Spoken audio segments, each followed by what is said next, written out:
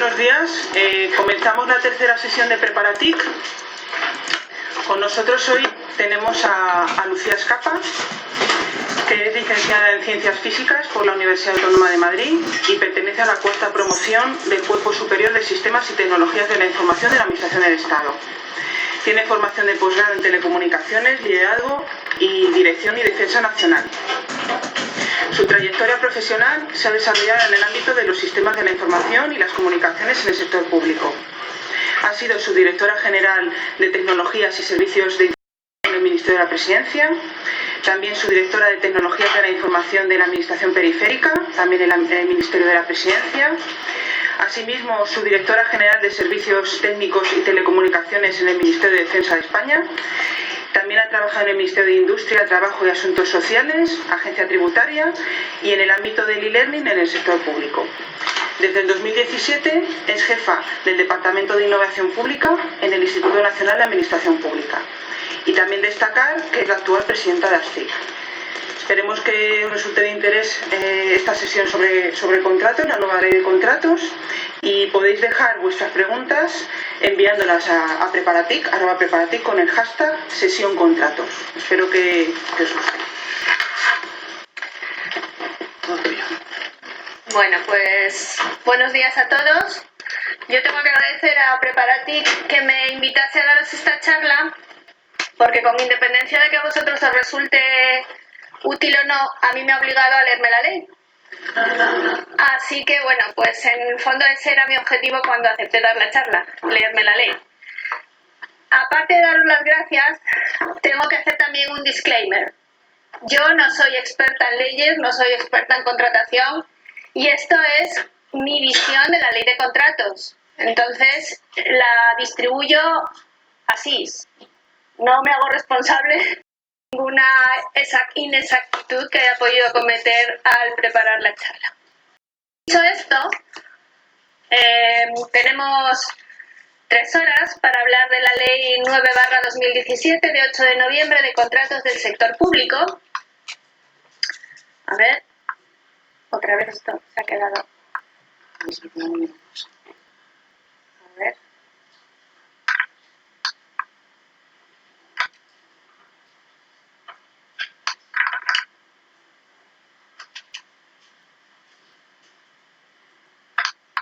Bueno, ha vuelto a la vida. Este es el índice de los puntos en los que he estructurado la presentación. Una primera introducción, digamos, de contexto legal, histórico, de la ley de contratos y la jurisdicción contencioso administrativa. El esquema formal de la ley, un esquema del contenido y un apartado más de índole más práctica centrado en la aplicación de la ley, es decir, con esta ley de contratos, ¿qué hace una unidad TIC cuando necesita contratar? ¿Y qué tendréis que hacer vosotros una vez que aprobéis las oposiciones y os incorporéis a una unidad TIC? Bueno, en la introducción, como os decía, una breve nota histórica, una referencia a la transposición de las directivas, que son uno de los motivos principales detrás de esta ley, el análisis de la exposición de motivos de la ley, los diferentes momentos de entrada en vigor de la misma ya que afectan, y las disposiciones en cuanto a la transitoriedad, es decir, el periodo durante el cual, aunque parte o toda la ley está en vigor, determinadas cosas que ya estaban iniciadas antes de ella deben proseguir su curso en ciertas condiciones. El colocar aquí una nota histórica tiene que ver con que todos vosotros, si no me equivoco, procedéis del mundo de las ciencias, digamos, duras y la ingeniería. No sé si hay algún licenciado en Derecho. No. Bien. Al principio, cuando ingresamos en la administración procedentes de estos campos de la actividad profesional, el derecho se nos antoja como una cosa bastante incómoda, bastante alejada de nuestra propia formación, de nuestra propia experiencia profesional, y tendemos a desdeñarlo. Eso es un error. Un error porque el derecho constituye las reglas del juego del funcionamiento de la organización en la que queréis entrar. Y si queréis ser capaces de desarrollar una carrera profesional exitosa en todos los sentidos de la palabra, necesitáis conocer y ser capaces de utilizar esas reglas en beneficio de la organización y de vuestro trabajo. Entonces, es muy importante que superemos esa aversión inicial a un dominio que nos es ajeno, que nos es incluso difícil, y nos esforcemos en entender cuál es el propósito, qué es lo que hay detrás de las normas que nos tenemos que aprender de memoria, en particular la ley de contratos. Bueno, pues la nota histórica. La nota histórica pretende daros una breve idea del origen de la jurisdicción contencioso-administrativa y de los administrativos. Como seguramente sabéis, la jurisdicción contencioso-administrativa es una jurisdicción especial del orden jurisdiccional, es decir, de los tribunales, que se ocupa de los asuntos que tienen que ver con las actuaciones de la administración. Pero no con todas, sino con aquellas en las que la administración hace uso de poderes administrativos.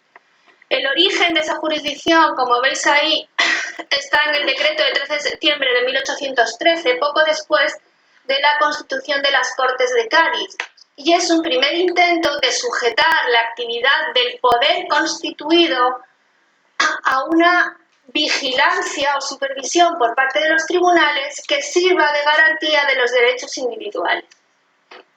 Posteriormente hay un retroceso, una movida de péndulo, digamos, la ley del 6 de julio de 1845, que mueve la jurisdicción de esos asuntos de la administración y los sitúa en unos tribunales especiales que en aquel momento es el antecesor del actual Consejo de Estado. Nuevo movimiento pendular y se devuelven las competencias a los tribunales ordinarios. Si os preguntáis por qué se da esta dinámica de lo meto en la jurisdicción de tribunales ordinarios, lo saco a otra, el origen de eso es la tensión entre tratar de proteger los derechos individuales de los ciudadanos cuando los asuntos de la administración se someten a los tribunales ordinarios o la pretensión de tener un régimen específico más favorable para los intereses de la propia administración cuando se llevan a órganos distintos, como puede ser, por ejemplo, como lo fue en su momento el Consejo. La Ley Santa María de Paredes, de 1888, es la primera que ya hace una definición de ese orden específico contencioso administrativo y lo regula de manera exhaustiva mediante una lista. Hay un conjunto de cosas que pertenecen a la jurisdicción contencioso administrativa y por lo tanto son los tribunales de esa especialidad los que tienen que entender esos asuntos. Y hay una ley ya del año 56 que ya hace una definición de la jurisdicción desde el punto de vista de los principios, no desde el punto de vista de una lista exhaustiva de asuntos, sino desde el punto de vista que os decía al principio. La administración ejerce potestades administrativas, todo lo que entre en esa definición pertenece a la jurisdicción contencioso administrativa. Y eso mismo lo consagra la Constitución española en el artículo 106, al determinar que todas las actuaciones de la Administración están sujetas a la supervisión de los tribunales. En ese contexto de determinar quién tiene que dirimir o quién tiene que intervenir a juzgar los comportamientos de la Administración, es donde se produce la regulación de los contratos administrativos, precisamente para contar con una norma que determina cuáles son las obligaciones de la Administración de las que tiene que responder después ante esos tribunales de lo contencioso administrativo. Empieza con un de 1852 de Bravo Murillo, sigue con una ley de contabilidad de la Hacienda Pública de 1911 que en su capítulo quinto hablaba de la contratación del Estado y que solo contaba con la subasta como método de adjudicación, así que lo de tirar los precios no es una cosa que se haya inventado hace poco. La Ley 198/1963 de Contratos del Estado, la Ley 5/1973 de Contratos del Estado que se modificó en el 86 con la entrada en la Unión Europea, y las tres últimas, que como veis están en verde, porque son en primer lugar posteriores a la Constitución española y por lo tanto se enmarcan ya en ese control de la actuación de la Administración por parte de los tribunales de justicia y por otro lado corresponden a transposiciones de diferentes directivas europeas que afectan a la contratación pública y que, bueno, pues yo desgraciadamente me he tenido que chapar las tres. La 1395, Administraciones Públicas, la 53, Contratos de las Administraciones Públicas, 30-2007, que después tuvo un texto difundido, que seguramente es el que estudiasteis para la oposición del año pasado, y la que nos ocupa, la 9/2013. Vale, pues ahora que tenemos este marco general de por qué es una ley de contratos y qué es esa jurisdicción contenciosa administrativa que va a ser la que dirima los conflictos entre administración como contratante y empresas como contratistas, vamos a ver las directivas que transpone esta ley. Transpone dos directivas, la 2014-23, que tiene que ver con la adjudicación de los contratos de concesión, que es una de las novedades grandes de esta ley, cómo regula las concesiones de obras y las concesiones de servicios, y transpone también la 2014-24 sobre contratación pública, que además deroga la 2004/2018, que era la que daba origen a la ley previa. Sin embargo, veis ahí que no transpone la Directiva 25, que es la que regula sectores como el agua, la energía, los transportes y los servicios postales. Al no estar traspuesta todavía esa directiva, en esos sectores, si quien contrata son las administraciones públicas, deben regirse por la ley de contratos. Si quien contrata no es una administración pública, podría ser un poder adjudicador no administración pública, sector público no administración pública, si están operando en esos sectores y están por encima de los límites que define la ley actual de contratación en esos sectores, se rigen por esa ley. Si están por debajo de esos límites, entonces se rigen por la ley de contratos. La exposición de motivos. La primera vez que yo tuve que estudiarme una ley, pensaba que la exposición de motivos era un ejercicio estilístico de los que hacían leyes, que tenía el propósito, pues, de demostrar lo bien que se conocían el corpus normativo de esa materia. Y después, la experiencia y buenos maestros me enseñaron que no, que la exposición de motivos tiene mucha importancia. La exposición de motivos, y os recomiendo que os las leáis todas, aunque no os leáis el resto de la ley, la exposición de motivos te da una idea bastante precisa de por qué se hace esa ley y por qué es así y no es de otra manera. Y sobre todo, te da ideas de cómo tienes que interpretar la ley cuando lo que quieres hacer no está previsto en ella. No es posible que los tribunales interpreten esa ley cuando lo que has hecho no estaba explícitamente regulado en la norma. Porque precisamente la exposición de motivos incluye los objetivos de la ley y los principios que la inspiran. Y en este caso, tenemos como objetivos de la ley fomentar la transparencia, conseguir una mayor transparencia en la contratación pública. Por ejemplo, eso se ve en la regulación de los contratos menores, que es una de las figuras a las que siempre se les ha acusado de ser una fuente de falta de transparencia en la contratación pública. Tiene también como objetivos mejorar la calidad y la eficiencia de la contratación. Y eso se observa en la consagración del principio de mejor relación calidad-precio como criterio por defecto para la valoración de las ofertas.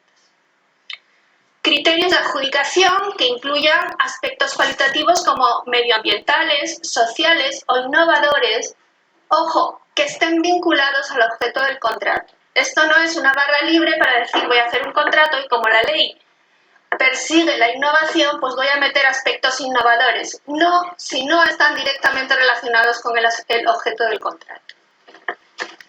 Tiene también como objetivo aumentar la eficacia en la contratación y por eso se introducen dos procedimientos simplificados. Buscan disminuir la burocracia y conseguir un mejor acceso de las pymes a la contratación pública. Tiene normas más estrictas para regular las ofertas anormalmente bajas, especialmente en lo que tiene que ver con el respeto de los convenios colectivos, los salarios de los trabajadores. Y por último, busca que la ley de contratos pueda ser una herramienta, un instrumento de acción política que permita a los órganos de la Administración aplicar políticas europeas y nacionales en materia social, en materia medioambiental, materia de innovación y desarrollo, promoción de las pymes y defensa de la competencia. De manera que cuando a la hora de redactar un contrato podáis tener una duda sobre cómo interpretar o qué criterios seleccionar o cómo decidiros por una forma de valorar o por otra, la exposición de motivos de la ley os puede facilitar argumentos para justificar una elección u otra diferente. ¿Qué principios inspiran la ley? La igualdad de trato, la no discriminación, la transparencia, la proporcionalidad y la integridad. Igualdad de trato entre todos los licitadores, pero también entre todas las empresas susceptibles de presentarse a una licitación. No discriminación entre las empresas, pero también en las políticas que las empresas aplican a sus empleados. Transparencia en todo el proceso de contratación, incluyendo las fases previas de consulta al mercado, que vienen recogidas y reguladas en esta ley, y es lo que se venía haciendo anteriormente, pero de una manera, como digo, transparente. Proporcionalidad entre los criterios que se exigen de solvencia o las garantías objetos del contrato. Por último, integridad en la gestión de recursos públicos. Las novedades, pues la propia exposición de motivos, para los que os hayáis estudiado la anterior ley de contratos, la propia exposición de motivos resume las novedades más importantes de la ley, que tienen que ver con la ampliación del ámbito subjetivo, a quién afecta esta ley, tiene que ver con nuevos procedimientos de adjudicación que se introducen y tiene que ver con nuevos órganos de control que se crean para la supervisión y la planificación de la contratación. Entrada en vigor. Bueno, pues la entrada en vigor es bastante secuencial. Al día siguiente de la publicación en el BOE entró en vigor las disposiciones que tienen que ver con los órganos de supervisión que creaba la ley. A los 4 meses de su publicación, es decir, ayer, entró prácticamente la totalidad de la ley. A los 10 meses de su publicación, es decir, el 9 de septiembre, entrará en vigor la letra A del apartado cuarto del artículo 157, que es la obligación de inscripción en el rol C para el procedimiento abierto simplificado de todas las empresas que quieran acudir a él. Y la letra D del apartado 2 del artículo 32, que tiene que ver con cómo se hacen los encargos de los poderes adjudicadores a medios propios personificados, que esto, traducido al castellano, es lo que en la ley antigua se conocía como encomiendas de gestión. Y por último, entrada diferida cuando haya reglamento, los procedimientos para comunicar conductas colusorias, es decir, conductas que se derivan del hecho de que algunos de los órganos o personas implicados en alguno de los pasos del procedimiento de tramitación de la contratación puedan tener intereses directos o indirectos en algunas de las empresas que concurren a la licitación. Cuando haya reglamento quiere decir cuando se desarrolle un real decreto que explicita muchas de las cosas que las leyes no dejan completamente cerradas, que es una de las características del modelo legislativo español. Sabéis que tradición continental frente a la tradición anglosajona es un modelo en el que las leyes son bastante generales, bastante exhaustivas, dejando muchos detalles para que sean precisados posteriormente, detalles de carácter instrumental, a través de reglamentos, reales decretos, órdenes ministeriales, etc. Y la transitoriedad. La transitoriedad es el régimen, como decía, que se aplica entre que una ley entra en vigor y se cierran asuntos que se hubiesen iniciado de acuerdo a las normas de la ley previa.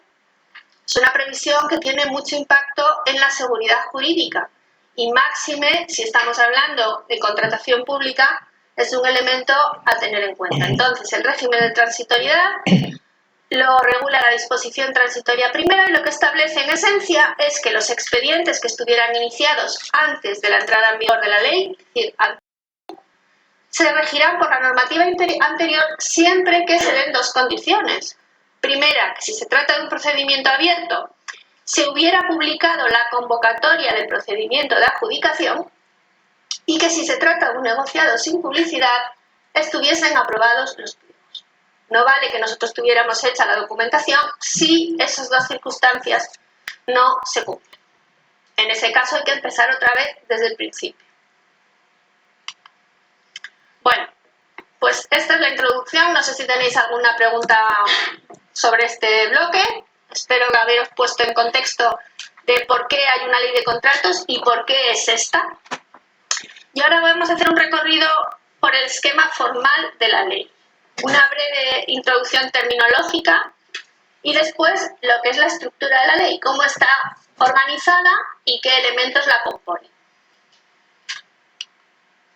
Terminología.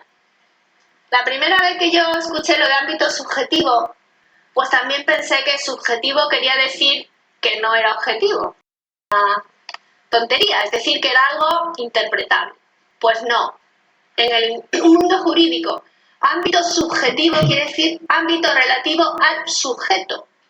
Y cuando hablamos del ámbito subjetivo de una ley, no es el ámbito subjetivo que me parece a mí, por diferencia del ámbito subjetivo que le puede parecer a otro. Es el ámbito de las personas jurídicas o físicas que están obligadas a sujetarse a lo que dice esa ley.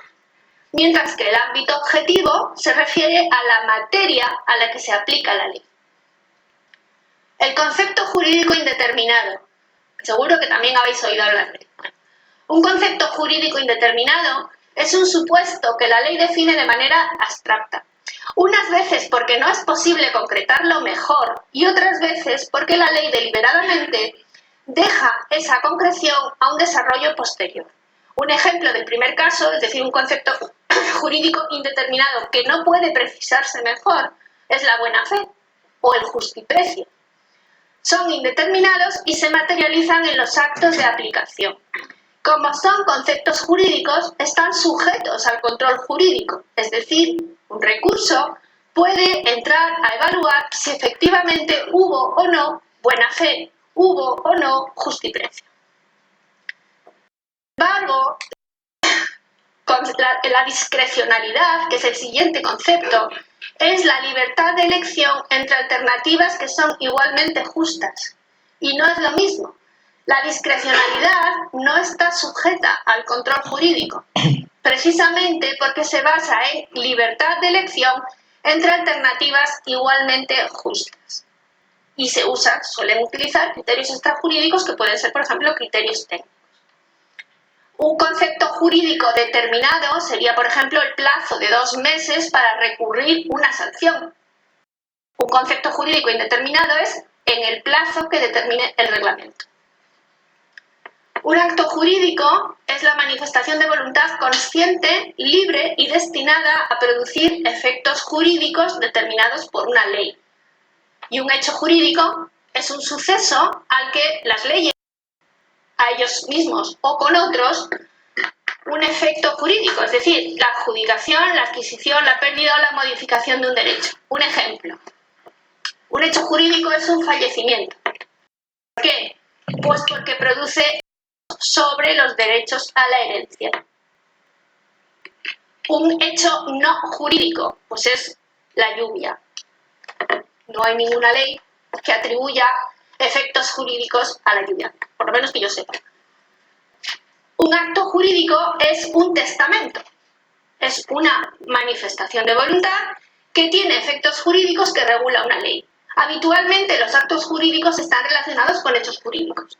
Un testamento, que es un acto jurídico, producirá sus efectos cuando ocurra el hecho jurídico de la muerte del testador.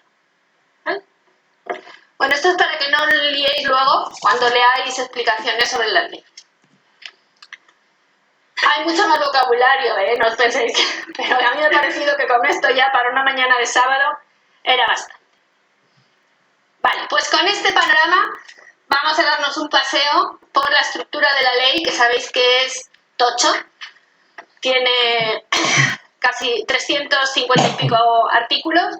Está organizada en un título preliminar y 3 libros, y después cada uno de los libros pues tiene sus propios títulos, que a su vez después se organizan en capítulos, que tienen secciones, que tienen artículos.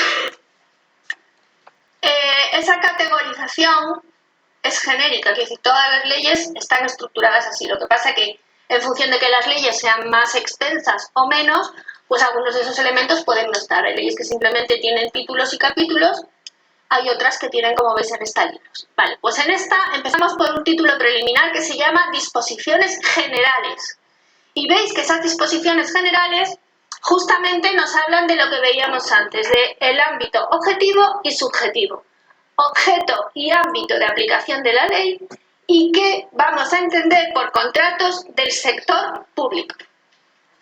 Una vez que tenemos eso, lo primero nos habla de la configuración general de la contratación en el sector público y los elementos estructurales del contrato. Entonces, el primer título pues es Disposiciones generales sobre la contratación. Racionalidad de la contratación, libertad de pactos, contenido mínimo que tiene que tener un contrato, cómo se perfecciona y cómo es la forma del contrato, en qué situaciones o como consecuencia de qué circunstancias un contrato puede ser no válido y qué recursos cabe contra el proceso de elaboración de contratos. ¿Cuáles son las partes que intervienen en un contrato? ¿Quiénes son los órganos de contratación? ¿Qué capacidad y solvencia tienen que tener los empresarios que contratan con la administración? ¿Qué pasa cuando el contratista desaparece? El título 3 nos habla del objeto, del presupuesto, cuánto nos va a costar y cómo se revisa ese coste. Unas normas generales y después la revisión de precios, que es un caso bastante particular. Y por último, las garantías que la administración puede exigir, el sector público, porque estamos en el libro 1, que es sector público, ¿qué garantías puede exigir el sector público para contratar con él? El libro segundo es más reducido. Ya no estamos hablando de los contratos del sector público, estamos hablando de los contratos de las administraciones públicas, que es un subconjunto, que veremos después, del sector público. Y la ley, el núcleo de la ley es este. Son los contratos de las administraciones públicas. Porque como vamos a ver después, esta ley aplica a los contratos de las administraciones públicas en su totalidad, en todo el ciclo de vida del contrato. Mientras que, con excepciones, en el caso de los contratos del sector público, que no es administración pública, la ley aplica a la preparación y adjudicación del contrato, pero no aplica después a la ejecución del mismo. Y veréis que hay bastantes diferencias. Pues cuando hablamos de los contratos ya de las administraciones públicas, tenemos disposiciones generales. Vamos a ver a fondo qué tipos de contratos pueden hacer las administraciones públicas, cómo se caracterizan, cómo tienen que funcionar todas las fases del ciclo de vida del contrato. Y pasamos al libro tercero, que es los contratos de otros entes del sector público. Hemos hablado contratos en general, libro primero, o contratos en general del sector público, contratos de las administraciones públicas, libro segundo, y libro tercero, específicamente los contratos de otros entes del sector público. Y el libro cuarto es la organización administrativa para la gestión de la contratación. Tenemos quiénes son los órganos que pueden contratar, qué registros oficiales hay de empresas, cómo se gestiona la publicidad contractual, básicamente la plataforma de contratación. Y con eso hemos terminado los 4 libros que componen la ley. Recordad, teníamos el primero, bueno, es el título preliminar, no es un libro, disposiciones generales, que nos cuenta a qué se aplica esta ley. En el segundo hablamos de los contratos del sector público. En el tercero hablamos, primero, libro segundo, contratos de las administraciones públicas. Libro tercero, contratos de otros entes del sector público, no administración pública. En el cuarto, organización administrativa de la gestión de la contratación, y pasamos disposiciones adicionales, transitorias, derogatorias y finales. Aquí, en esta presentación, solo es aquellas que desde el punto de vista TIC tienen más relevancia. Adicionales hay 53, pero las más significativas son la 15ª, en la que se habla de los medios de comunicación utilizables en los procedimientos regulados en esta ley, fundamentalmente de las notificaciones electrónicas, las distintas modalidades en las que se pueden hacer y en qué casos se puede recurrir a una notificación no electrónica. La disposición adicional 16ª, usos electrónicos, informáticos y telemáticos en los procedimientos. Por defecto, todo debe ser electrónico porque, si no lo habéis olvidado, está en vigor las leyes 39 y 40, que precisamente establecen que todo el funcionamiento, hacia afuera como hacia adentro, tiene que soportarse en medios electrónicos. La disposición adicional 17ª sobre herramientas y dispositivos de recepción y la disposición adicional 20ª sobre la competencia para adquirir equipos y sistemas para el tratamiento de la información y las comunicaciones por parte del Ministerio de Defensa y las entidades gestoras de la Seguridad Social, que quedan excluidas de la competencia general para adquirir este tipo de bienes por parte del Ministerio de Hacienda. Disposiciones transitorias 5, la disposición derogatoria ya hemos hablado de ella, simplemente deroga la ley anterior, no tiene mayor extensión. Y 16 disposiciones finales, de las que he entresacado la 6ª, que es una habilitación normativa, es decir, permite que el Ministerio de Hacienda desarrolle posteriormente normativa de menor nivel para determinar cómo tienen que ser los medios electrónicos, informáticos y telemáticos y la factura electrónica. La disposición final 7ª, que tiene que ver con los negocios y contratos en materia de investigación, desarrollo e innovación. La 13ª, que modifica la de reutilización del sector público en información relativa a la contratación. La 14ª, que modifica la Ley de Derechos de Personas con Discapacidad e Inclusión Social en aspectos relacionados con la. Y la 15ª, que es una modificación menor de la Ley de Régimen Jurídico. Y ahora vamos a ver este vídeo, que seguro que lo conocéis.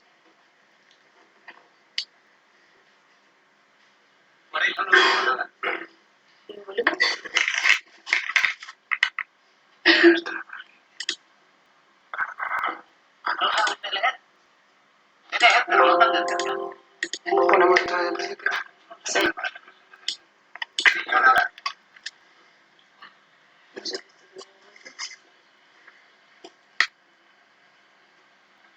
¿Vale? ¿Conocéis el vídeo? Esperad. Si tuviera los brazos más largos, lo leería. No tiene por casualidad un chimpancé en el bolsillo. Ahora veo bien. Ahora el favor de poner su atención en la primera cláusula porque es muy importante. Dice que la parte contratante de la primera parte será considerada como la parte contratante de la primera parte. ¿Qué tal? Está muy bien, ¿eh? No, eso no está bien. ¿Por qué no está bien? No lo sé, quisiera volver a oírlo. Dice que la parte contratante de la primera parte será considerada como la parte contratante de la primera parte. Sí, esta vez parece que suena mejor. A todo se acostumbra uno. Si usted quiere, lo leo otra vez. Tan solo la primera parte. ¿Sobre la parte contratante de la primera parte? No, solo la parte de la parte contratante de la primera parte. Dice que la parte contratante de la primera parte será considerada como la parte contratante de la primera parte. Y la parte contratante de la primera parte será considerada en este contrato. Oiga, ¿por qué hemos de pelearnos por una tontería como esta? La cortamos. Sí, es demasiado largo. ¿Qué es lo que nos queda ahora? Más de medio metro todavía. Dice ahora, la parte contratante de la segunda parte será considerada como la parte contratante de la segunda parte. Eso sí que no me gusta nada. ¿Qué le encuentra? Nunca segundas partes fueron buenas. El otro día vi un partido de fútbol y la segunda parte fue mejor que la primera. Me pegaron al árbitro y todo. Escuche, ¿por qué no hacer que la primera parte de la segunda parte contratante sea la segunda parte de la primera parte? Pues, en vez de discutir, ¿qué le parece a usted? Bien. Aquí hay una cláusula que le va a volver a usted loco de alegría, ya lo verá. No, no me gusta. ¿Qué es lo que no le gusta? Sea lo que sea, no me gusta. Bueno, no vamos a romper nuestra vieja amistad por una cosa sin importancia, ¿listo? Listo. esta parte que sigue hay algo que no le gusta. Bien, su palabra es suficiente para mí. Dígame, ¿la mía es suficiente para usted? Desde luego que no. Bueno, quitemos un par de cláusulas. La parte contratante de la octava parte. No, no, he dicho que no. La parte contratante de la... No, tampoco, no. Oiga, ¿cómo es que mi contrato es más pequeño que el de usted? No lo sé, seguramente será porque usted es más chico que yo. De todos modos estamos de acuerdo, ¿verdad? Sí, eso sí. Entonces ponga usted su firma ahí y así el contrato será legal. Me olvidé de decirle que no sé escribir. No, es igual, el estilográfica no tiene tinta. Pero el contrato está hecho, ¿no es eso? Claro. Obliga un contrato, aunque sea muy pequeño. Oh, espere. ¿Qué es lo que dice aquí en esta línea? No, eso no es nada, una cláusula común a todos los contratos. Solo dice... si se demostrase que cualquiera de las partes firmantes de este contrato no se halla en el uso de sus facultades mentales, quedará automáticamente anulado en todas sus cláusulas. Pero yo no sé si... No se preocupe, hay que tomarlo en cuenta en todo contrato. Es lo que llaman una cláusula sanitaria. No me diga que ahora tenemos que vacunarnos. Venga, se la ha ganado por idiota. Gracias. Vacunar. Se lo daré a Ricardo. Causa la sensación en Nueva York. Podría decir. Gracias. Bueno, pues esto es lo que muchas veces nos pasa cuando nos enfrentamos a un contrato, cuando nos enfrentamos a un texto como la ley de contratos. Por eso, después de este esquema formal, que lo podéis ver vosotros, porque si os buscáis la ley en el BOE tiene una presentación en modo de índice en el que podéis ver exactamente esto mismo, la siguiente parte es un esquema, digamos, lógico, o al menos lógico para mí, del contenido de la ley. De qué cosas habla. He intentado que al agruparlo os he ido añadiendo las referencias de los artículos. Y este dibujo es un poco el mapa mental de cómo yo he construido el esquema de contenido. La ley de contratos lo que nos habla es de que en dos partes, por una parte el sector público, por otra parte un contratista, se ponen de acuerdo acerca de un objeto que el contratista va a proporcionar al contratante a cambio de una contraprestación económica, ese es el objeto, y ese acuerdo se refleja en un instrumento, se materializa en un contrato. Pero, como ya hemos visto, una de las cosas que tiene la ley es que delimitar qué es exactamente un contrato administrativo y qué no lo es. Por eso esa línea verde lo que representa es el trabajo que hay al analizar la ley para separar en qué casos el sector público va a hacer contratos que están sujetos a la ley, en qué casos va a hacer contratos que no están sujetos a esta ley y en qué casos el contratista va a estar obligado por esta ley o no, y para qué objetos rige la ley o no, y qué características tiene el contrato que se rige por esta ley o no. Es decir, en el fondo lo que queremos ver es quién está haciendo el contrato, de qué va el contrato, para qué es y cómo se hace y cómo se ejecuta esa relación pactada entre las partes. Ese esquema lógico, repito, mi lógica, tiene por una parte el alcance, bien, qué está dentro y qué está fuera, qué sujetos tienen que atenerse a lo que dice aquí y para qué objetos tienen que atenerse a lo que dice aquí. Por otro lado, la naturaleza del objeto nos da el tipo del contrato del que estamos hablando y la cuantía, es decir, el importe de la contraprestación económica, nos va a limitar qué procedimientos de adjudicación podemos utilizar.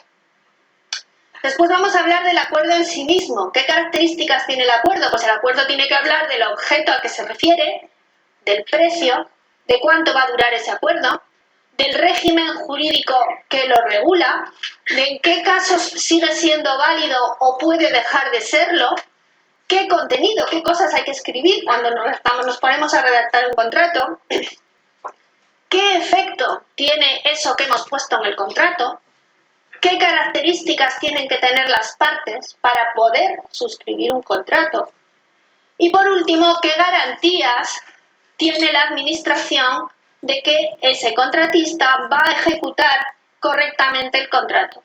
Porque recordad que los contratos de la administración no son contratos entre iguales. La administración tiene una serie de prerrogativas, pero tiene también una serie de obligaciones porque gestiona dinero público y por lo tanto tiene que ser extremadamente cuidadosa con el uso que hace de ese dinero.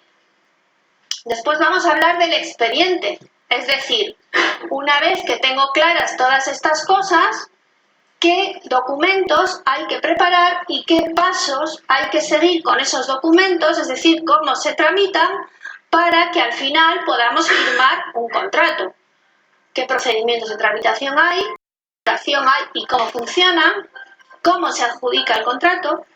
El siguiente paso del ciclo de vida es ejecutar el contrato. ¿Y qué pasa durante la ejecución del contrato? ¿Qué circunstancias pueden ocurrir? Y por último, cómo se finaliza un contrato. El siguiente bloque es el de racionalización de la contratación, es decir, mecanismos de los que la administración pública se dota para gestionar mejor contratos, de manera que no sean los órganos de contratación los que tengan que hacer contratos, y por último los órganos de supervisión que crea la ley. Si tenéis preguntas en algún momento, pues podéis irlas. El alcance de la ley. La ley empieza definiendo el alcance de fuera hacia adentro, empieza definiendo el sector público y luego va hacia adentro. En ese gráfico de óvalos, que si os fijáis bien, no están todos contenidos unos en otros. La administración pública, toda ella, es poder adjudicador, pero no todos los poderes adjudicadores pertenecen al sector público. Entonces para que sea mejor lo he organizado al revés. Vamos a empezar de dentro a fuera porque es más sencillo de entender. Administraciones públicas, que por otro lado son el núcleo al que se dirige esta ley. Recordad que el libro segundo es el que habla de los contratos del sector público, de las administraciones públicas, o sea que es el núcleo de la ley. Bueno, pues las administraciones públicas son la Administración General del Estado, las comunidades autónomas, las ciudades autónomas de Ceuta y Melilla, las entidades locales, las entidades gestoras y los servicios comunes de la seguridad social, los organismos autónomos, las universidades públicas y las autoridades administrativas independientes, como por ejemplo la Comisión del Mercado de Valores.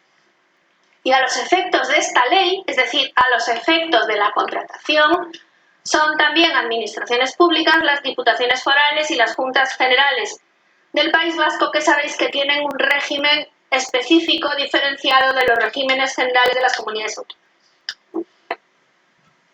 El siguiente bloque, el poder adjudicador. El poder adjudicador son las administraciones públicas, que ya las hemos visto. Y ahora le añadimos las fundaciones públicas, las mutuas que colaboran con la seguridad social, todas las mutuas que cubren servicios como los de la seguridad social, por ejemplo, UNFACE, por ejemplo, Sanitas. Todas las demás entidades con personalidad jurídica propia, distinta de las expresadas en las anteriores, y ojo, que aquí hay varias condiciones. Primero, que hayan sido creadas para satisfacer necesidades de carácter general que no tengan carácter ni industrial ni mercantil. Y además, que uno o varios sujetos que sean poder adjudicador, o sea, de las tres líneas anteriores, o bien les financien mayoritariamente, o bien controlen su gestión, o bien elijan más de la mitad de sus órganos de administración directamente, ¿vale? Es decir, no todas las entidades creadas para satisfacer interés general sin carácter mercantil o industrial van a ser automáticamente poder adjudicador. Es necesario que otros poderes adjudicadores, o sea, administración pública, fundación o mutuas, controlen más del 50%, financien más del 50% de su actividad o controlen su gestión o nombren a más de la mitad de los miembros de su órgano de administración, dirección o vigilancia. Cualquier asociación de entidades que tengan el carácter de poder adjudicador es asimismo un poder adjudicador. Y por último, esta es una de las novedades del alcance de la ley, los partidos políticos, las organizaciones sindicales y empresariales y las asociaciones profesionales y las corporaciones de derecho público sí cumplen la letra D. Es decir, si alguien que tenga carácter de poder adjudicador les financia mayoritariamente o controla su gestión o elige a más de la mitad de los miembros del órgano de administración, dirección o vigilancia. ¿Vale? Y el último bloque, el sector público, pues es la administración pública, ciertos poderes adjudicadores, que son los que están en marrón, y otro conjunto, que son los que están marcados en negro, que son las sociedades mercantiles, en cuyo capital social la participación directa o indirecta es el criterio de las letras H y la I es el mismo. Si yo tengo organizaciones sin finalidad industrial o mercantil, que están controladas, que ya hemos visto, por otras organizaciones que sí que son sector público, entonces esa tiene también el carácter. No sé si esto os queda claro. Vamos a repetirlo. Las administraciones públicas está claro lo que son, ¿verdad? Bien. Los poderes adjudicadores, los tres, el A, B y C también están claros, ¿no? Bien. Pues el D es cualquier entidad con persona jurídica que haya sido creada para fines de interés general, que no tenga carácter mercantil ni industrial.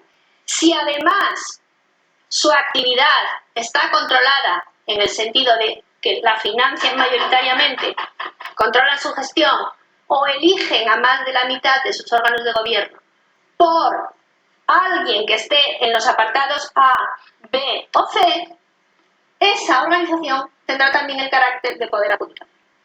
¿Queda claro? Pues, por ejemplo,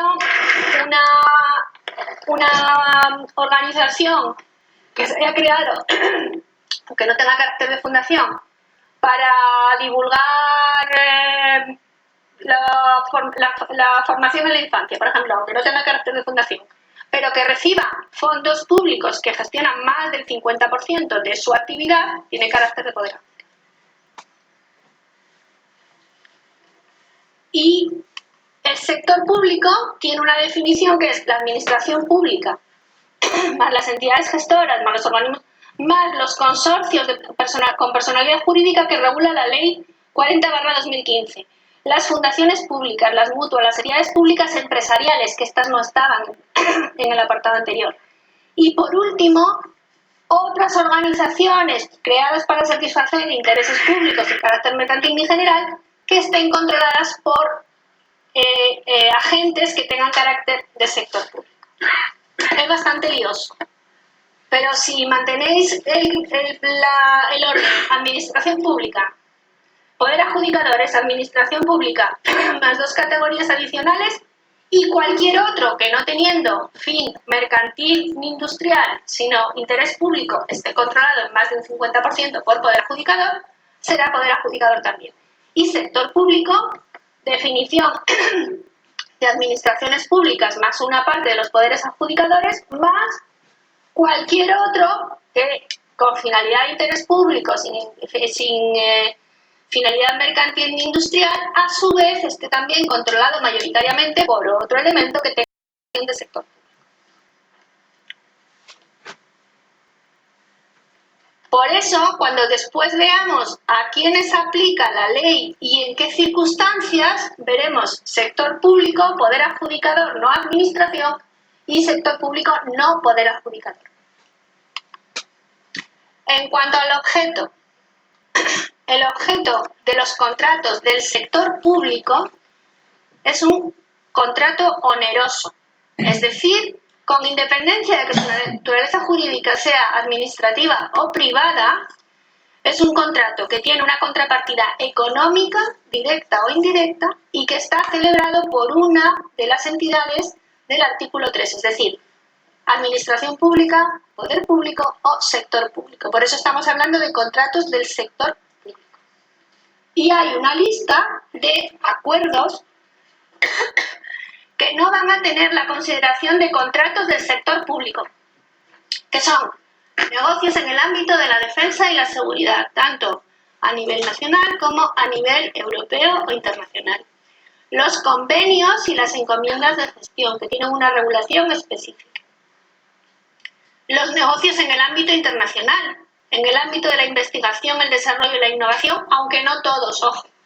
tiene que pertenecer a unas clasificaciones muy concretas y además tiene que haber una limitación sobre el uso de los resultados de esos contratos en beneficio exclusivo del órgano contratante. Negocios en el ámbito del dominio público y el patrimonio, negocios en el ámbito financiero, por ejemplo, suscripciones de valores por parte, hipotéticamente, de fondos de pensiones de titularidad de organizaciones públicas, eso no tiene la consideración de contrato público, de contrato del sector público. Y otros negocios, en el artículo 11 podéis leer la relación, por ejemplo, la relación de los funcionarios con la administración. No es un contrato del sector público. De servicios públicos mediante tarifas, tasas o precios públicos, por ejemplo, los servicios de transporte. Los servicios de arbitraje y conciliación, los contratos relativos a campañas políticas adjudicados por los partidos o la prestación de servicios sociales. Todo eso no son contratos del sector público y se rigen o bien por una normativa específica o bien por defecto por la jurisdicción civil, por el Código Civil. Vale, pues dentro de lo que hemos dicho que son contratos del sector público, que os recuerdo, contratos onerosos celebrados por entidades del sector público, estamos en el círculo más grande, y que no sean ninguno de la lista de excluidos, los contratos del sector público, en función de la naturaleza de lo que va el contrato, se califican y se llaman contratos calificados, contratos de obras, contratos para la realización de una obra inmueble, que pueden incluir el proyecto o no, y pueden también contratarse proyecto por separado. Están regulados en el artículo como definición y después en los artículos 231 al 246, que están en el libro segundo, se describe toda la tramitación del contrato de obras, como la documentación que hay que preparar, cómo hay que tramitarla, qué órganos intervienen, qué circunstancias especiales se aplican para la adjudicación, para las garantías, etc. La concesión de obras es la contraprestación del contrato, es el derecho a explotar la obra o bien el derecho a explotar y además la concesión de servicios, la contrapartida que obtiene el contratista es el derecho a explotar los servicios o el derecho a explotarlos y además percibir un precio. En estos dos veis que hay un asterisco ahí marrón. Para que sean contratos de concesión tiene que haber una transferencia de riesgo operacional y la ley da una definición de qué se entiende por riesgo operacional, que os he puesto abajo.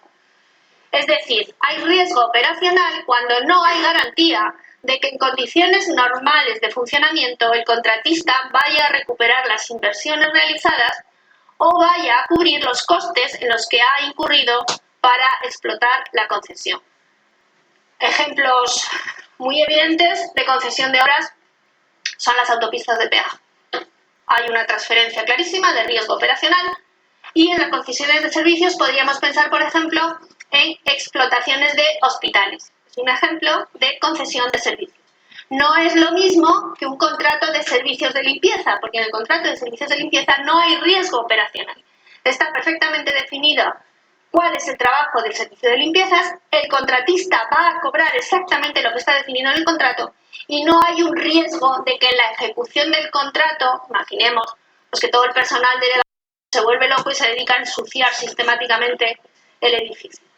Daría igual, porque como el contrato regula con qué frecuencia se limpia y cuántas horas se dedican, el precio y el trabajo del contratista serían los mismos. Operación. Para que haya concesión tiene que haber un riesgo operacional que, por otro lado, tiene que estar calculado, estimado, en la documentación del contrato. Suministro. Y ojito, que el suministro incluye no solamente que te den una cosa, sino que te proporcionen arrendamiento de esa cosa o la fabricación de la tal cosa. Y en particular, la adquisición y arrendamiento de equipos y sistemas de telecomunicaciones o para el tratamiento de la información, sus dispositivos y programas, y la cesión del derecho de uso de estos en cualquiera de sus modalidades. Así que los contratos TIC son contratos de suministro, ¿vale? Solo hay una excepción. La excepción es que los contratos de adquisición de programas de ordenador desarrollados a medida son servicios. ¿Vale? Lo veis abajo, en la definición de servicios. Esto es, en mi opinión, modesta, un error que ya tenía la ley anterior. Y lo explico. Desarrollo a medida produce un resultado que no es tangible, es un resultado intangible, pero que es perfectamente valorable y que además no desaparece cuando termina la prestación, que es una de las características de los servicios. La prestación termina y yo sigo teniendo el desarrollo y lo sigo pudiendo utilizar durante muchos años. Y por lo tanto, en mi opinión, y en la de muchos compañeros del cuerpo, los desarrollos a medida deberían ser suministros. Pero el legislador no lo ha entendido así y recordad que los desarrollos a medida son servicios. A la derecha tenéis en cada caso el artículo que define ese tipo de contrato, que está en el título preliminar, el 14 para la concesión de obras, el 15 para la concesión de servicios, el 16 para los suministros, el 17 para los servicios, el 18 para los mixtos, y a continuación, ya en el libro segundo, el de contratos de las administraciones públicas, tenéis los artículos que desarrollan cómo se tramita ese tipo de contrato en concreto. Los mixtos son los que unen prestaciones de más de un tipo. Y en general, salvo excepciones, se rigen por la normativa del tipo al que corresponda la prestación principal, que no necesariamente es la de mayor importe económico, ¿vale? Por ejemplo, podríamos tener la construcción, un contrato mixto de construcción de una escuela, más un contrato de servicios de limpieza y mantenimiento de las instalaciones. Sería un contrato, el objeto principal es la obra, porque no puedes tener un servicio de limpieza si no tienes el edificio, pero podría ocurrir que el importe de la obra no fuese. ¿Vale? Si no es posible decidir cuál es el objeto principal, entonces sí que se recurre al aquel que tiene mayor importe, para determinar el tipo por el que se rige. ¿Perdón? Parece estar claro que las licencias pertenecen a su uso, como en el decreto anterior. Sí. El mantenimiento sigue estando en servicios. Igual. El mantenimiento tiene lógica que sea un servicio, porque más allá de que puedas exigir una garantía, el mantenimiento, el día que quien te hace el mantenimiento se da, te has quedado sin mantenimiento. Pero un desarrollo a medida no. Un desarrollo a medida, yo me quedo con los fuentes, tengo la documentación, tengo todo desplegado y lo puedo seguir utilizando mientras me parezca necesario. De hecho, es un poco peculiar que después contratemos mantenimientos de una cosa que no tiene consideración de suministro.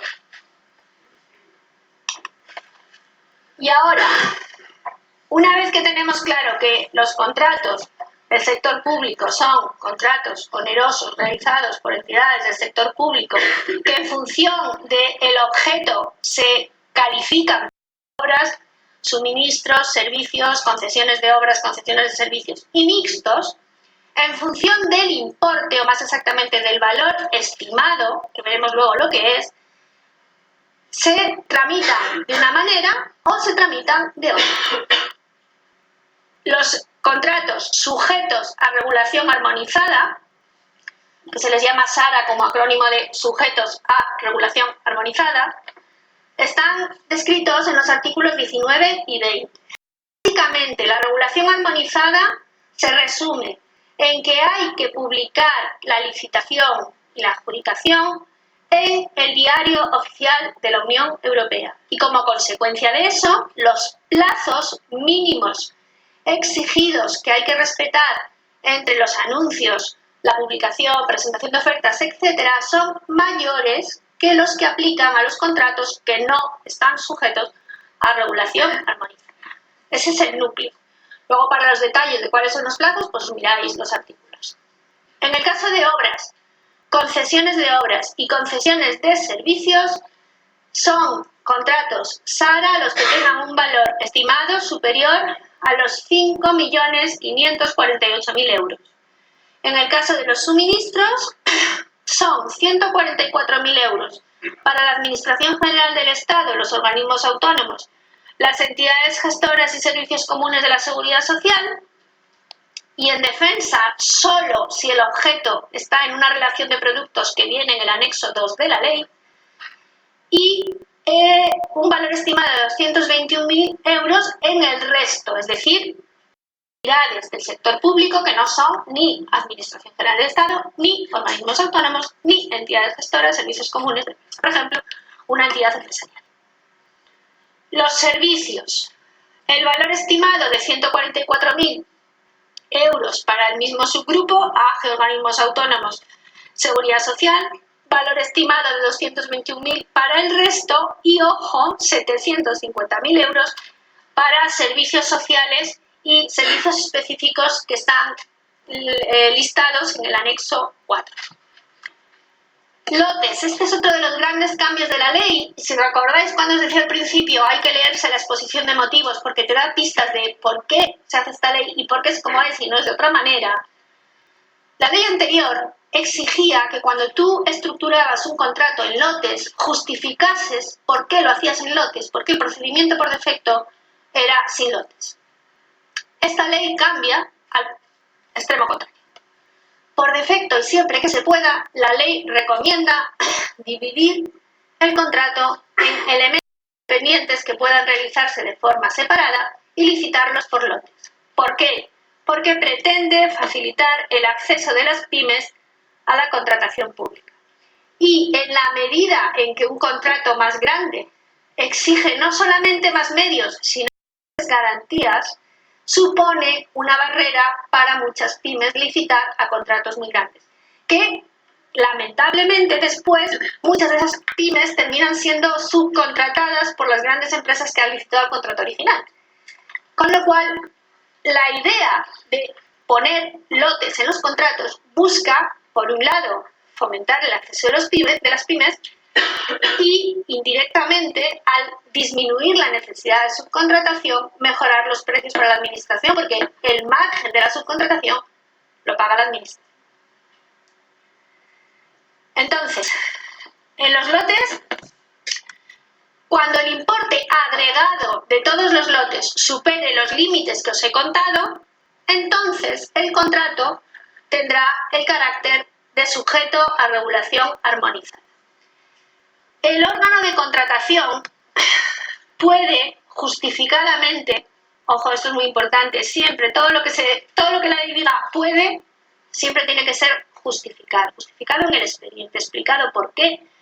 El órgano de contratación puede, en el caso de las obras, los lotes que sean inferiores a 1 millón de euros, excluirlos de la regulación armonizada, siempre que la suma de todos los lotes que se excluyen de la regulación armonizada no pase del 20% del total del contrato. Y el mismo criterio se aplica a los suministros y a los servicios con los lotes que sean de menos de 80.000 euros.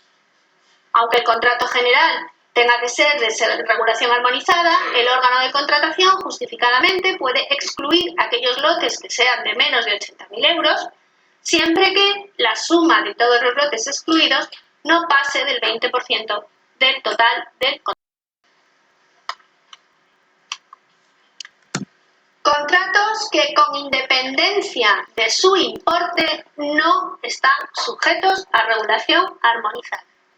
Es exhaustiva, que no hace falta aprenderse. Bueno, a lo mejor para la oposición sí, para el trabajo uno sabe que existen y más o menos algunos, por ejemplo, que son significativos por los servicios de comunicación audiovisual o de comunicación radiofónica, en determinadas circunstancias, no son contratos SARA. Los declarados secretos o reservados, pues efectivamente si los declaramos secretos no tendría mucho sentido que los publicásemos en el Diario Oficial de la Unión Europea. La puesta a disposición o explotación de redes públicas de comunicaciones o prestación al público de servicios de comunicaciones electrónicas, por ejemplo, esto aplicaría el caso en que los ayuntamientos ofrecen servicios wifi a los ciudadanos del ayuntamiento. Los servicios jurídicos de representación, defensa, asesoría, certificación, autenticación, los órganos jurisdiccionales, ejercicio de poder público, los servicios de defensa civil, protección civil, prevención de riesgos laborales, los servicios públicos de transporte de viajeros por ferrocarril o metro, o ciertas concesiones que están listadas abajo y que son las que tienen que ver básicamente con el agua. Quedaos con la idea general de que lo que tiene que ver con las concesiones de agua no son contratos sujetos. Y si os preguntáis por qué, os recuerdo que esta ley no transpone la Directiva 25, que precisamente es la que regula sectores como el agua, telecomunicaciones. O sea que aunque parezca que no, hay una lógica detrás de todo esto. Bien, vale, pues ahora os acordáis del dibujito que teníamos en las partes, teníamos el objeto y teníamos el acuerdo. Vamos a empezar a hablar de qué cosas hay que poner dentro de ese acuerdo que vamos a establecer entre la administración y el contratista. Bueno, pues lo primero, ¿para qué? ¿Cuál es el objeto del acuerdo? El objeto del contrato. El objeto del contrato, aparte de saber qué es, supongamos el desarrollo de una app para que los lectores se puedan descargar los ejercicios de los últimos 15 convocatorias y hacerlos y practicar. Pues hay que explicar, aparte de decir en qué consiste el objeto, el artículo 29 nos dice que hay que explicar la necesidad e idoneidad del contrato y la eficiencia en la contratación. O sea, no es solamente que a mí me parezca una buena idea hacer esa app, hay que explicar por qué como administración entendemos que es necesario y que la forma idónea de satisfacer esa necesidad es hacer este contrato. Los servicios, por defecto, artículo 30, por defecto, deben ser prestados por la administración por sus propios medios. Así que siempre que vayamos a contratar un servicio, hay que justificar no solamente que es necesario que este contrato es el idóneo para satisfacer esa necesidad, sino que además hay que justificar que no tenemos los medios humanos para hacerlo.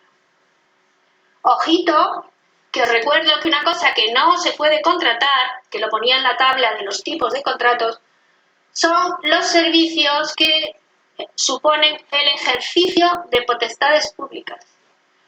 Así que cuando tenemos poca gente, hay que ser capaz de identificar aquellas cosas que suponen ejercicio de potestades públicas porque son las que no vamos a poder contratar y dedicar el personal a esas para contratar las otras que no tienen ese carácter de ejercicio de potestades públicas. El objeto del contrato tiene que estar determinado, es decir, tiene que estar definido por la necesidad que vamos a cubrir, la funcionalidad del suministro que nos van a proporcionar, sin cerrar el objeto a una solución única. Y esto, en particular, si esperamos que nos proporcionen soluciones que incorporen innovaciones tecnológicas, sociales o medioambientales. No se puede fraccionar el objeto del contrato. A saber, quiero hacer un desarrollo y en vez de contratarlo, pues contrato un trocito y después otro trocito. Eso no se puede hacer porque supone un fraccionamiento del objeto del contrato para disminuir la cuantía y eludir los requisitos de publicidad del procedimiento de adjudicación. Otra cosa es que lo que queremos hacer sea susceptible de dividirse en proyectos diferenciados con sus propios productos y así, por ejemplo, podríamos contratar el análisis de un cierto sistema y después, en función de ese resultado, la implementación. Lo que no podríamos es contratar un trozo de la implementación y después contratar en paralelo, sobre todo si lo hacemos con la misma empresa. La realización independiente de partes mediante su división en lotes, la he comentado antes, es el artículo 99 y además tiene una cosa muy interesante y es que prevé la posibilidad de que el órgano de contratación limite cuántas ofertas puede presentar un mismo licitador y a qué lotes, ¿vale? Por defecto, un contrato independiente, que no quiere decir que las condiciones generales no sean las mismas las de todos, pero al ser independientes se aplican por separado a cada uno de los contratistas. Simplemente cuando varios lotes corresponden o son adjudicados a un mismo contratista, en ese caso y para ese contratista, todos ellos tendrán el carácter de un único contrato. ¿Eso tiene impacto en qué? Pues en condiciones, por ejemplo, como las garantías o las penalizaciones que se puedan aplicar. Y es posible reservar lotes para que sean ejecutados por centros especiales de empleo o empresas de inserción. Recordad lo que os dije en la exposición de motivos sobre uno de los motivos, el fomentar políticas sociales de empleo inclusivo. Vale, ya sabemos qué queremos hacer. ¿Y esto cuánto nos va a costar? Pues eso es el precio. Y al hablar del precio, es importante tener claros esos tres conceptos diferentes. Presupuesto base de licitación, artículo 100, valor estimado, artículo 101, y precio, artículo 102. Presupuesto base de licitación es el límite máximo de gasto a comprometer por el órgano de contratación, incluido IVA, traducido al castellano. En el caso más desfavorable, el máximo importe que la Administración va a pagar de manera efectiva, incluyendo IVA, incluyendo prórrogas, incluyendo bonificaciones, incluyendo modificaciones, incluyendo todo aquello que la Administración pueda tener la obligación de pagar. Si el contrato es plurianual, el presupuesto base de licitación incluye todas las anualidades, ¿vale? Bien, el presupuesto base de licitación. El valor estimado es el importe total sin incluir IVA. No hay que incluir el IVA. El estimado es el que la nueva ley nos pide que seamos capaces de explicar cómo hemos obtenido.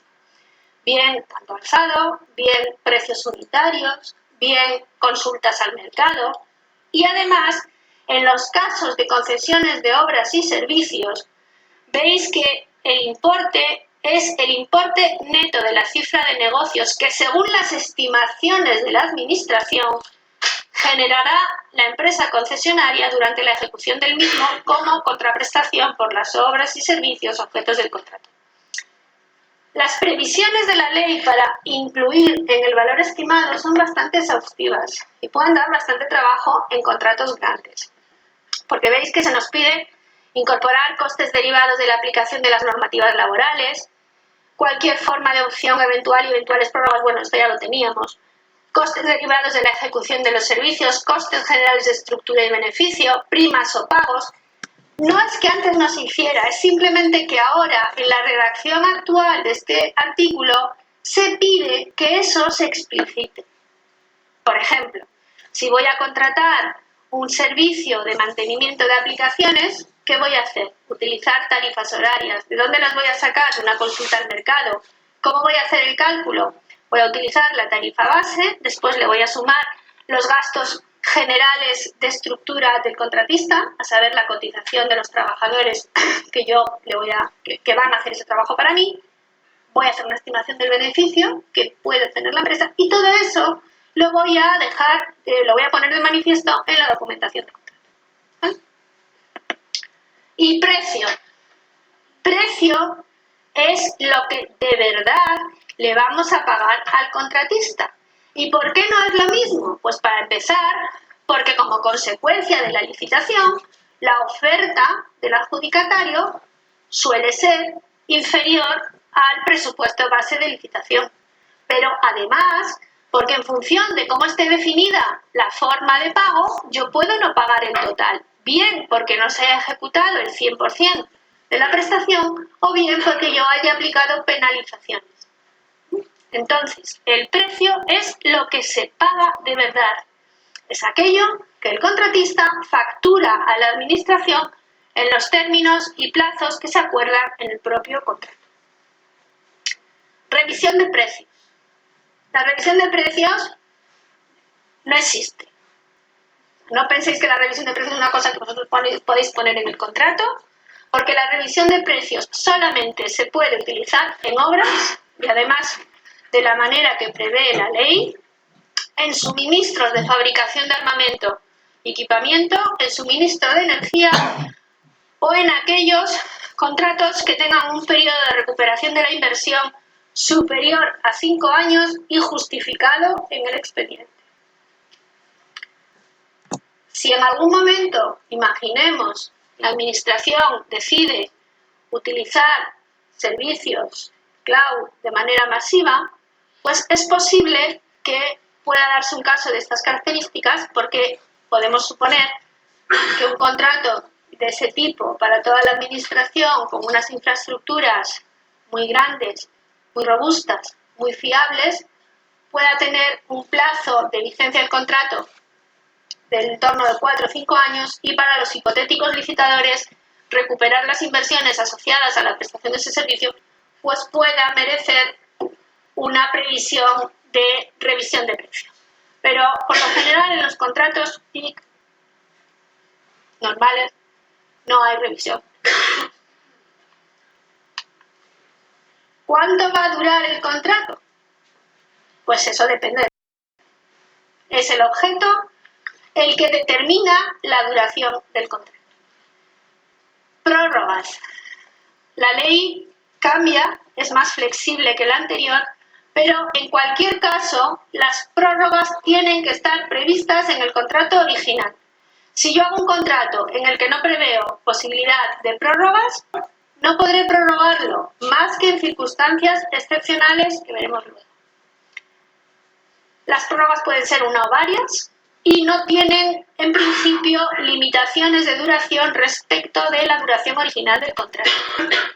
Son obligatorias para el contratista, ojo, salvo que no se le haya avisado, hay que avisarle con 2 meses de antelación mínimo respecto del fin del contrato, o que el contrato sea de menos de 2 meses. No pueden ser tácitas, ojo también, porque no es, hago un contrato, preveo la posibilidad de prórroga y después me olvido. Si no hay comunicación y aceptación por parte del contratista, otra cosa es que sea obligatorio para él, pero tiene que haber la comunicación, no se puede acudir a la prórroga. En cualquier caso, y por defecto, para los suministros y los servicios de prestación sucesiva, como pueden ser, por ejemplo, los de mantenimiento que se contratan de manera continua, una duración máxima de 5 años, incluidas las prórrogas. En las concesiones, lógicamente, los periodos son más largos. En el caso de concesiones, nos vamos a 40 años para las obras y el servicio con obra, 25 para servicios no sanitarios, 10 en servicios sanitarios sin obra. Los servicios pueden tener una duración excepcionalmente mayor, nuevamente por recuperación de la inversión. Es un poco la misma filosofía que veíamos en el caso de la revisión de precios. Tenemos en mente que determinados servicios conllevan unos plazos temporales largos, unas inversiones hechas por el contratista. Vamos a preocuparnos de que el contratista pueda recuperar esa inversión, tanto por la vía de la duración del contrato como por la vía de una hipotética revisión de precios. El siguiente párrafo, el penúltimo, es una novedad largamente demandada por la comunidad TIC. Al término de un contrato, si no hay uno nuevo que garantice la prestación del servicio por incidencias imprevisibles para el órgano de contratación producidas en el procedimiento de adjudicación, se podrá prorrogar el contrato originario hasta que comience el nuevo, siempre que el anuncio de licitación del contrato estuviese hecho al menos 3 meses antes del término del contrato original sin modificar las condiciones del contrato original y por un máximo de 9 meses. Traducción al castellano. El servicio de soporte a usuarios, que prácticamente todos en la Administración General del Estado y fuera de ella tenemos contratado externamente. Se me va a terminar, digamos, en el mes de diciembre. Y en el mes de enero, como yo sé que un contrato abierto de servicios me lleva más o menos unos 6 meses de tramitación, pues en el mes de enero yo empiezo a hacer la documentación. Y la presento en el mes de febrero. Tengo por delante todavía 10 meses. Pero imaginaros un cierre presupuestario, convocatoria de elecciones generales, vete a saber qué, el procedimiento se atasca. ¿Qué hago? Muy bien. Pues antes del mes de octubre consigo que se publique el anuncio de licitación. Ojo que no depende de mí, depende del órgano de contratación, pero consigo que esté publicado el anuncio de licitación. Como el órgano de contratación tiene constancia de que se ha iniciado la tramitación del expediente, el anuncio está hecho, si el contrato vence y no está adjudicado el nuevo, podría prorrogar el contrato actual 9 meses a partir del mes de diciembre, que daría tiempo, incluso en el escenario más largo, concurso abierto, daría tiempo a adjudicar un contrato. No puede haber modificación de las condiciones, como digo, no puede pasar de 9 meses y tiene que estar hecha la publicación de la licitación que le sustituiría al menos 3 meses antes del final. Bueno, los contratos menores tienen una duración máxima de 1 año, natural, no de calendario, y no son prorrogables. Vale. Hasta aquí estamos hablando de los contratos del sector público, recuerdo. Contratos onerosos, hechos por un ente del sector público, con la definición que teníamos al principio, que es la más amplia de todos ellos, excluyendo a aquellos que no tienen carácter de contratos del sector público, pero ahora vamos a ver si son contratos administrativos o son contratos privados. ¿Y eso qué importa? Pues claro que importa. Si son contratos administrativos, todas las actuaciones que se dirijan a objetar alguna de las irán por la jurisdicción contenciosa administrativa y se regirán por la Ley 39/2015 de procedimiento administrativo. Si son privados, se regirán por el derecho privado, Código Civil, Código Mercantil, y corresponderán a la jurisdicción civil. Vale, pues ahí tenéis la diferencia. Los contratos administrativos son los celebrados por las administraciones públicas, ojo, todos los de las administraciones públicas, salvo algunos que tenéis a la derecha, son contratos administrativos, son contratos calificados, es decir, de obras, concesión de servicios, suministros, servicios. También aquellos que se declaren como tal por una ley, o aquellos que son contratos especiales vinculados a la actividad, esto del tráfico es una expresión, vinculados a la actividad sustantiva de una administración, es decir, al ejercicio de actividades no instrumentales o no accesorias de la administración. A la derecha tenéis contratos que no son administrativos, sino que tienen el régimen de contratos privados. Los contratos cualificados de servicios celebrados por una administración pública para esas cosas. Servicios financieros en los códigos de actividades que están ahí, creación e interpretación artística y literaria, espectáculos con determinados códigos de actividad, suscripción a revistas, periódicos y bases de datos. Los de las administraciones públicas no administrativos se preparan y se adjudican según esta ley y se ejecutan y se extinguen según el derecho privado.